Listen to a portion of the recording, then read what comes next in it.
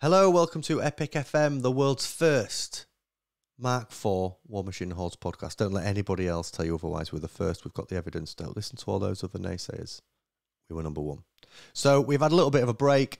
I've been moving house, which was pretty intense. Brett and Gav have been setting up a new club up north in York, but we've got lots of content planned now that the app is out and we can throw ourselves into the rules and really digest Mark IV. We've got some games booked as well, so we're going to be playing some games and giving some feedback on our experience, and we're going to be speaking to you lot on Twitch and through our comments and Facebook and all that jazz about your experience. So thanks for sticking with us. Thank you to everybody that gave really nice, kind feedback when we were making the content before. It was fairly frustrating that we just launched ourselves into Mark III and started doing all this Mark III content, and then suddenly Mark IV came around. That certainly took a little bit of wind out of our sails, but we're keen for Mark IV. We're ready to check it out and see what it's all about and engage with everybody else about it. So thanks for sticking with us, and thanks to all the nice feedback that we got prior to our little break. We should have a show, hopefully live tomorrow on Twitch. So if you're watching this and it's Monday, stay tuned for the rest of the week because we've got some live shows coming talking about the new app. But today it's just me. I just wanted to talk about the 3D resin prints that PP have released because I got my hands on a couple of the sort of starter battle boxes. I put the Signal one together and I just wanted to share some of my feedback and thoughts and reflections on that process. So I'm just going to jump straight into it. I've got them in front of me. I've got them here. I'm going to talk about them. I've got some pictures that I'm going to show on the screen as well. The first bit, I got this blog up because they wrote this blog about resin and magnet safety, which to be honest was fairly useful, and it was in response to someone claiming allegedly that there was some uncured resin in their set. Now, the first challenge I kind of had with these kits is I just tried to glue it together off the bat. I just got them all out. I got the bits together, and I just started to try and glue it, and it just would not set at all. And bear in mind, I'm not a big hobbyist. It's not my vibe. It's not my area. I'm just not very good at it. I've pinned models before, but these were the first models that I've magnetised, and really it's the first models I've really sort of been working on that are this type of resin. But it just wouldn't glue. So I put in the group, and it's not gluing, and someone said you need to wash it in soapy water and stuff. I know it says here in the blog that it doesn't need to be washed before priming, but I'm assuming it still needs to be washed before gluing. That was certainly my experience. If you out there have put a kit together without washing, I'd be really interested to know in the comments section, you know, and kind of help me learn as I go along with this. But I absolutely needed to wash them. It just wouldn't glue before that. But that's fine. I don't mind washing stuff. It was a bit of a learning experience. The first bit that I found concerning was after washing it and letting it dry, the pole arm for the striker jack just snapped so easily. It was ridiculous. Like I barely touched it and it just snapped. It's like a really clean, fresh snap. I was like, oh no, that's super annoying. It did glue back okay and it kind of looks fine and it feels sturdy. I don't really want to give it too much pressure. But it snapped way too easily, way too easily. And the same thing happened on the other jack, the smaller jack. The name escapes me. But the same thing happened, like the pole arm thing snapped instantly as well. I was like, oh, okay, that's kind of annoying. I don't know whether the water that I used to wash the resin was lukewarm, but it wasn't that hot. And I genuinely wasn't applying that much pressure.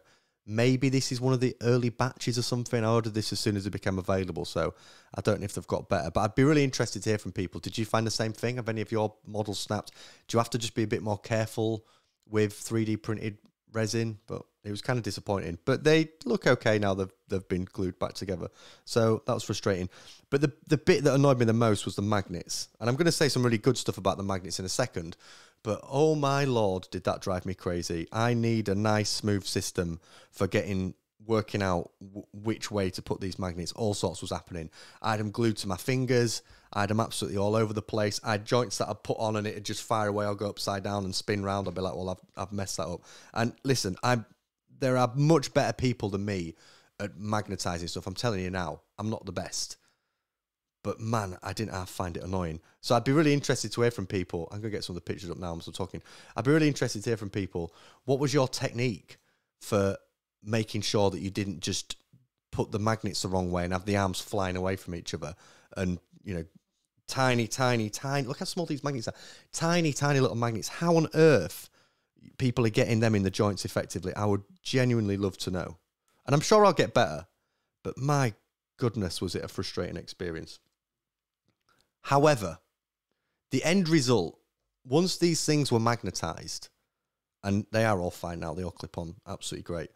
Once they're magnetized, there's so many good things about this. First of all, the poses and the actual models just look great, especially the big striker jack. It just looks awesome. The big shield, the big javelin, the kind of just pose and sit of the model is absolutely awesome.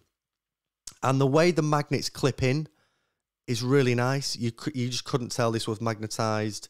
They've got like tiny little ridges on the joints, which mean that it just clips either side of the magnet in a really flush, tidy way.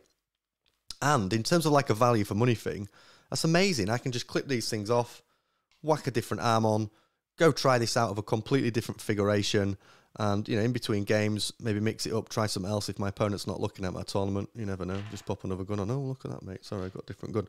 But that's great. It's a great money-saving initiative and pretty satisfying. I thought that was a really, really cool thing. So the magnets were an absolute pain, but once they were done, and I got them all in front of me, I can see the attraction, I can see the allure. And the quality themselves on the models, really good. Really, really good. You can see I've some fairly close-up pictures, and, you know, I was really happy with the quality, and also just the weight of them. Like, there's a nice weight to the model. It's not some like hollow, light, you know, resin plastic. It feels good. It feels nice and chunky and nice and solid, which is cool. So there's a lot of good. Even though the magnets were annoying, it did need washing. I'm a bit stressed about the resin snapping. I think that is something I'd really like to hear from other people as to whether they've had the same thing or anything I could have done differently. The end result, I think, is pretty cool, and it's different. There aren't many companies providing magnets and a kit that allows you to change the configuration, you know, pretty easily, pretty quickly. A lot of companies would rather you just buy model after model after model after model after model. So fair play for PP for doing that. You know, they could have gone down a different route and just had solid sculpts. So I appreciate that a lot, and I like it. I think it would be really good for there to be a little bit more of a guide or an explainer on how to put these models together. If I was Privateer Press, I would have a series of videos as someone being like, right, you've bought the Signar kit, and I'm now going to take you through a guide as to how you can magnetize them and put them together. These are the bits of kit that you're going to need. This is how you can arrange them, just all that stuff. And I know there was some live streams of someone doing it and all that jazz, but I think PP should have a Privateer Press series of videos really clearly explaining it. Many people come across these magnetized kits and they'll just put them together because they've experienced hobbyists and have done lots of this sort of thing. But many people like me absolutely won't. And even if they have, they still might find it fairly challenging and fairly difficult. So I think there's a need to really clearly set out in a video so people can watch it how these things are put together. Or maybe a shout out to the community. If someone could do that, would be, it's not going to be me because I glue my fingers together. Who's going to want to sit and watch me glue my fingers together for 20 minutes? And my language was absolutely terrible. My partner was working and she stopped work and had to be like, what's happened? And I just looked at her with my fingers glued together. And she went, and then just walked off again. You know what I mean? So you don't want to see me do it, but it'd be great. It'd be great for either Privateer Press or someone else to do it. The next phase for me is I'm going to spray these up. My painting's got so much better from the days of old, which many people continue to mock me for, Gav. It's got way better. So I'm going to spray them up and I'm going to paint them. We might be using a little bit of contrast paint. So we'll go try out some GW contrast paints and all sorts of different bits and bobs to get these on the table looking nice, and that's good. I'm going to do a few other videos showing people my painting and chatting about the technique stuff I've been doing, but I'd really like to hear from people as to what your experience has been of these models. I really like the end result. I definitely would recommend them. I think the magnet bit, people need a little bit of help, and I am concerned that the resin just snapped. I would love to hear if people have had a similar thing. I'm so scared to put any pressure on this one. So terrified about that just snapping. And if I had multiple kits, I'd kind of show you how easily it snapped. But I don't.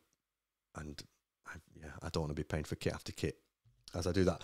But let us know in the comments what you think and your impression of the kit. I guess final closing comments, fair play for PP for doing it. I think that they look absolutely great. There's some really nice sculpts. And looking at the stuff that they've got coming up, looking at the Signar Army box, the Kadar Army box, I think they're onto something with these models. I think they're decent sculpts, pretty cool. And look forward to getting some more. Thanks for watching me talk about these 3D resin kits. Do share your thoughts and experience in the comments. Please keep tuned to the channel. We've got loads of really cool stuff. And you know what we like? Nothing more. We love to get into the detail and the crunch.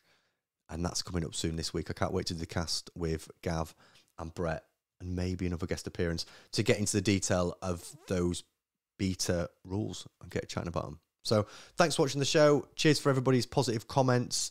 And we'll see you again soon. Thanks a lot.